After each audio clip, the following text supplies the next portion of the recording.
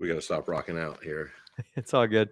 with Matt Faircloth. Matt, thank you for sharing some time with us. It is an honor, truly. I found you. I don't know if you were interviewing Pace Morby or he was interviewing you. I think he was interviewing you about your book. Probably. Yeah. He's got the Pace is a force of nature, man. He's a great guy. I was out at in Scottsdale for my wife's conference for the Invest Her Con, which was out there, and Pace happens to live in Scottsdale, Yeah. and so he and I hooked up, and he took me to his offices, and I met all 250 of his employees. Wow. And he's like, yeah, we have another office over there that's got another 150 in there. And then we went to his home, and in the basement of his home, he's got this crackalacky studio that we recorded a podcast in. So he's a very giving man. Gave me pretty much this whole day to hang out and Nice. talk shop and shoot some content together. So yeah, I'm a card carrying member of the Pace Morby fan club. Well, I'm sure it was a big value add to his Yeah. community, I think so. to talk with you, and that's why we're doing it here. And I'm not saying this is whatever. It just he's said this more than anybody else, that he credits my book, Raising Private Capital, to be a book that really taught him a lot in his early part of his career. Because believe it or not, I only wrote the book 5 years ago, but Pace has achieved juggernaut status, in that amount of time as well. So he read the book, and it really taught him how to raise millions at his own network, which was one of the many tools that he used to achieve the greatness that he is now. So he points to my book regularly without me asking, and even so much that he wrote the foreword for the new version of it for Really? for the refresh. So Wow. yeah, Wow. really grateful for him. Yeah. So let's ask you. So I wrote down a few questions just so I could stay on track. And the first question is, like, I know who you are, but for those who may not know who you are, who are you? What do you do? Whatever's necessary. No, I'm a real estate guy, just making it happen, growing into larger and larger multifamily business because of the great team that I've learned to surround myself with. My focus is raising capital from our investor network and leading the charge for our team that controls a couple thousand units across the country. We also have a fund that is into hard money. We're also looking at other new asset classes as well. Our primary passion is helping my side of the company is helping people take their money and do good with it while they make a great return on it. Nice. Okay. So that's what I do. I transform lives through real estate. That's our mantra. I liked it so much we trademarked it. So nice. And so you mentioned fund versus, is there a difference between a fund and a syndicate? Yes. A syndication is a one-off thing, right? So if you and I say, okay, Matt and Eric are going to go and buy that 10-unit apartment building right there, and we're both going to get some investors in. Those investors are going to be 100% passive. You and I together through our Rolodex raise $600,000-$700,000, and we're off to the races. That's a syndication, right? It is a group of investors into one deal, or a multitude of deals, but it's a one-time raise. You have a beginning, then a middle, and an end, and then you close it down. A fund is typically an open-ended vehicle. That is the same. A fund would look like this. Matt and Eric say, hey, we're going to go and acquire as many mid-sized multifamilies, let's just say for fun, under 60 units in North Jersey. I know that's one of Eric's sandboxes, right? So North Jersey is where we're going to do this. And we're going to acquire as much as we can. We're going to recycle a lot of the cash that we make back into the fund, back into investor equity, and buy new deals and everything like that. And we're never going to close the door. We're going to allow people to come in perpetuity to join us as they choose to. So join me day one, make a great rate of return. Join me day 365 down the road of the fund, and you can still get in. Your share price might be different than the people that join me day one could be, but a fund is typically an open door vehicle. And it is not dedicated toward one or a multiple of real estate projects. It's dedicated towards a business plan. And that business plan could be, as I said, acquire a bunch of mid-sized multifamilies in North Jersey. It could be, as our fund is, lend it out in hard money. So we have a fund that puts the money to work into hard money deals. And we've got a couple dozen hard money loans all across the U.S. And it's investor equity that's in those loans. Nice. So it was getting a little, I'm a simple guy. So I'm like, okay, I like the idea of the fund. And then I'm like, oh, very confusing. But now it makes sense, right? It's a Yeah. fund. Here's what we're doing with the money. We could do various different things with it, Yeah. but we're going to give you a rate of return. Yeah. The fund has to have some sort of a mission, a plan. They call in fancy pants fund guy language, they call it a thesis, right? So it's got to have a thesis. You remember that from high school English class. You got to have a thesis. So, Yeah. but that just means what the fund does. Just what it's in existence to do. Okay. Yeah. So my next question, but I think we pretty much covered it. What you focus on? What's your one thing? What is the thing you? And I wrote down, private capital, raising private capital. Yeah. And I have teammates that find deals. I have team members that run the deals that we have once we own them. I have team members that help us get noticed online. So I attribute a lot of my success towards, one thing, right? As you had alluded to, so many entrepreneurs out there that are trying to do all the things. And if you try and do all the things, you're going to do all the things kind of mediocrely. But if you pick one thing and then give the rest of the things away to team members, vendors, people to help you, you're going to 10 or 20 or 30x your business. Yeah, that's powerful. What if you're talking to me and I've never invested in real estate, but I want to invest in real estate? Yeah. What's the one or two things you could tell me to help me go out and raise money? Okay. So if you want to raise money, the important thing to do is to understand why people invest in real estate, right? And I'll run through them real quick. They might invest in real estate for wealth preservation, meaning like they, hit the lottery, sold their business, achieved a large sum of money. They need to park it somewhere, and they're mostly important in beating. Like the most important thing to them is beating inflation.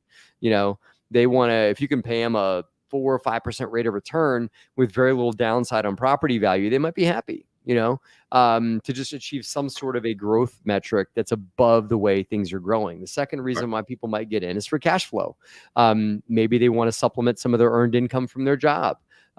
Maybe they want to do something different with their cash aside from just living on it or just having it sit in a savings account. The third reason why people may invest in real estate is for tax matters, for tax write-offs and things like that, because real estate can provide phenomenal negative paper losses through depreciation. Now you don't have to write a check to the depreciation company. You just get to claim that you lost money. And that provides a tax loss. So some people invest for tax matters. And there's also the retirement accounts, folks that get in for different reasons or whatever. And that's really just for, long-term wealth building over time, that they want to be able to compound the returns or recycle what they make back end at the point where they can build the snowball bigger and bigger and bigger to the point that they retire. And another reason why people may invest, and this is one reason why some syndicators or capital raisers might not see this, they might not preach this as much as they should. Real estate investing does good, right? It provides housing for people. 25% of the economy is touched by real estate in some way, be that real estate finance, real estate construction, real estate somehow and the development thereof touches a lot of parts of the economy. And as I said, it provides jobs, provides housing. So a lot of times a combination thereof. So investing in real estate is a great way to contribute to economically have your money grow while you contribute to, society doing the right thing and providing jobs for people and in economic capitalism, right? So real estate investing contributes to all that. So for one of those reasons, maybe why people invest as a capital raiser, you got to one thing that makes sense to them, because they might not care as much about cash flow. They really might want to become more concerned with wealth preservation, whatever it is. Find out which of those things means the most to your investors, and then find a way to bring that about through the deal that you've got. Okay. And is it as simple as identifying so I've identified what that person wants. Okay. For instance, I have a relative who is of retirement age. He's been retired, really not working at all for the last 3 or 4 years, and has some money. And wants to make some money off of it. Yeah. So what would be a simple structure? And I don't want to give away everything in the book. No, We want I people to buy the got you. book. What would I'll be a tell you simple everything there structure? is to know. So Yeah, the simplest structure, if you got somebody that's got a pool of cash, 50 not a grand. retirement Got account, 50 50 grand. grand. Yeah. Great. Okay. I'll show it to you. I'll show you how to do it real quick. That person with 50 grand would then go to their local RIA meeting or come to the conference that's coming up, to the Build It Now Con, and they'd find themselves an active operator and say, I've got 50 grand and I want to loan it to you, right? I want to put out a private loan and I'll give Mhm. you the money at 12%. You got to pay me monthly, right? So 1% a month, let's say, and I'm going to put it into your deal, your fix and flip or your burr deal or whatever it is. And so that 50 grand just turned into a revenue stream of $500 a month, right? And I got first position lien. I want first position lien or maybe second position lien if there is enough value in the property, to the point where I've got my collateral, my insurance policy for just in case you, Mr. or Mrs. Borrower, don't pay me back or don't pay me my $500 a month. I've got a thing that I can go and take, which is the property with that lien, where that lien is. That is the easiest way to get started as a private capital provider, is in private loans. You can get more fancy pants and complex and invest in people's deals for upside and everything like that. But I like starting on the lending side for folks that are just getting into the space, or for people that want to, raise their first round of private capital or contribute their first round of private capital. Lending is really easy because it's like a date till you get married, Eric, right? Like you get in, the deal happens, and maybe you're done in 6 months. Right. I do some small every year. I do a couple small fix and flips. Mm-hmm. So, and the way I do it, I do private, I do like what I call transactional funding, right? Yeah. So I will go to 2 or 3 people and say, hey, give me $25,000, and we're going to give you 5% of the profits. Yeah. Different, right? Like where you're saying, hey, you're saying from the standpoint of the lender, I think that's a smart deal where they can, and that's what we get, hard money loans, 11, 12% points here and there, whatever. So as a flipper, does it make better sense to do it the way I'm doing it, where I say, hey, look, you're going to give me a fixed rate. You're going to get 5%. You mentioned of the upside. Yeah. That means if we make 100 grand, you're making 5 grand on your 25. If we make 80 grand, you're making a little bit less. I'll tell you what, I'll do that deal all day long with an IRA. If I got cash, I want to enjoy that cash flow and see it come across the table. But if I've got an IRA, here's the thing. I can't touch the money anyway. So why are you sending me monthly checks? Doesn't matter, right? So we did a deal in Philly, which is a phenomenal deal. And you guys can take the script and do this phenomenal deal as well. We put under contract 3 pieces of land, right? A large piece of land on which we were shovel ready to build 3 townhomes. Okay. Lined up a local bank. Local bank came in and say, I like it. Acquiring the land for $210,000. We will lend you all the construction. Construction cost was $670 grand to build 3 townhouses. This is a couple of years ago, so construction costs have changed. I get that. So bank lent us that amount of money, but we had to front, like, let's just say for foundations, right? Foundations for a job like that's going to run you around 70 grand. Okay. So I had to front the 70 grand. Then the bank would come out and say, yep, that sure is a foundation. Here's your 70 grand. And then you take that 70 grand and then you frame the houses. Then the bank comes back and says, hey, that is framed. Here you go. The problem is the bank wasn't going to fund us on the purchase of the land. And of course, the seed capital that you need to get the construction started. So I went out and found a private investor for $290,000 he put into the deal with his IRA. Okay. Now, he can't get collateral on that land because my bank is in first position. They're not letting me roll in with Joey private lender to sit behind the bank. So what I had to do is I had to give the investors you're describing upside. It's called a joint venture, a JV. So I had to do a JV with that investor, and they came in and they got 8% accrued, pushed to the back end, paid when we sell on their money, plus 15% of profit. Okay. So so we sold those townhomes, crushed it, timed the market right. It was the market, not me, mostly. I give 80% of the credit to the market. I'll take 20%. That investor made 45% on their money in 10 months because of the upside profit. They made their 8%, but then the other 37% on their money came from the upside profit, because we made like 150 grand on that deal, you know?